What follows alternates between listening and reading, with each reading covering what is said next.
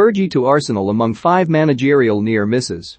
With numerous clubs recruiting for new managers this week, we recall some appointments that almost happened, some of which could have changed history. Sir Alex Ferguson to Arsenal. It was just plain old Alex Ferguson when Arsenal were sniffing around the Scottish manager in 1986.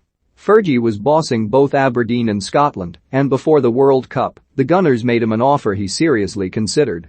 So much so that he was choosing his assistant. I was offered the Arsenal job, and I wanted to take Walter Smith with me, Ferguson said in 2011. He was positive about it, saying they were a big club and that kind of thing. So I said to him, "Do you fancy coming with me?" Then he dropped the bombshell that he was going to Rangers. The thing about the Arsenal offer was that they wanted an answer right away, but I couldn't give them one because I was going to the World Cup in Mexico with Scotland. So the Arsenal thing fell by the wayside. Walter went to Rangers and then later that year I went to Manchester United. It worked out okay in the end for Fergie and Smith. And not bad for Arsenal. They appointed George Graham, and he did alright. Sven-Göran Eriksson to Man United. Sven claims he actually signed a contract in late 2001 to replace Ferguson as United manager the following summer. Fergie had announced his intention to retire, and though it would involve reneging on a deal he signed to boss England through to the 2006 World Cup, Eriksson felt he couldn't refuse the opportunity.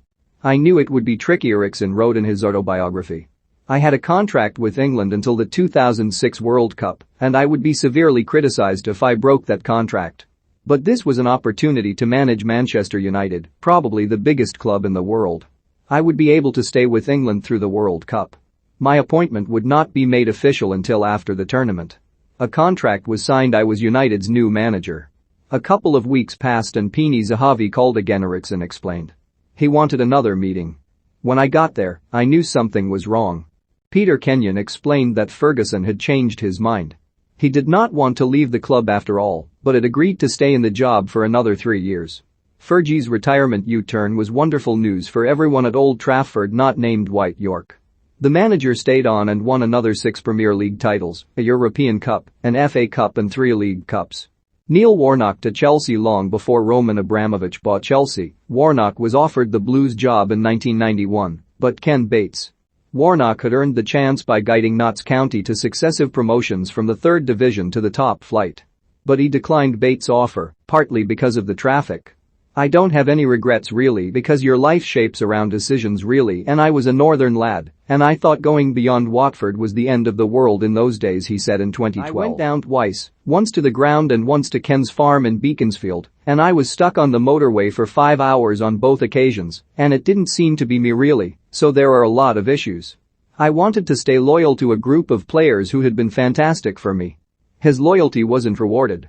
County sacked Warnock in January 1993 after relegation cost them a place in the inaugural Premier League season.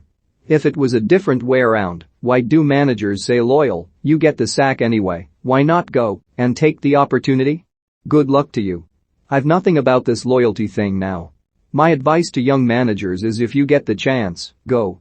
Harry Redknapp to Newcastle around Downing Pints. While clad in his replica shirt in the away end, Newcastle owner Mike Ashley was looking for his first new manager after deciding that Sam Allardyce had to go in 2008.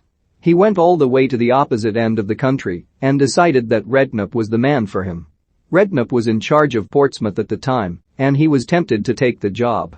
Especially when Ashley spelled out the perks, Mike wanted to know if I was interested, and obviously I wanted to hear what they had to say.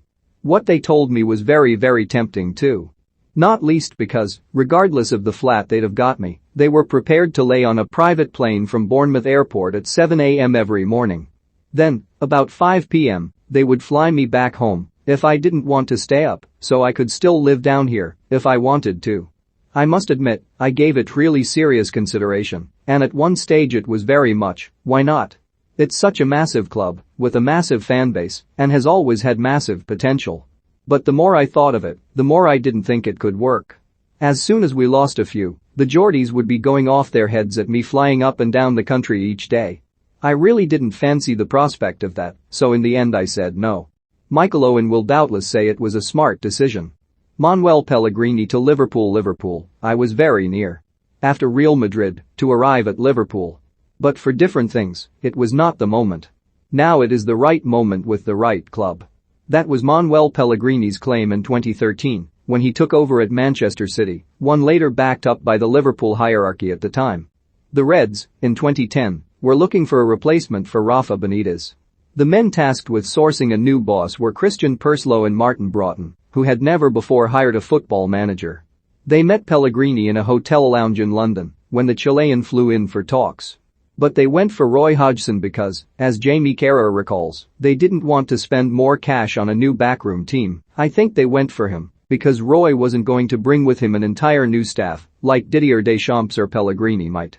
Hodgson flopped hard at Anfield, while Pellegrini instead went to Malaga and earned the chance to manage Manchester City.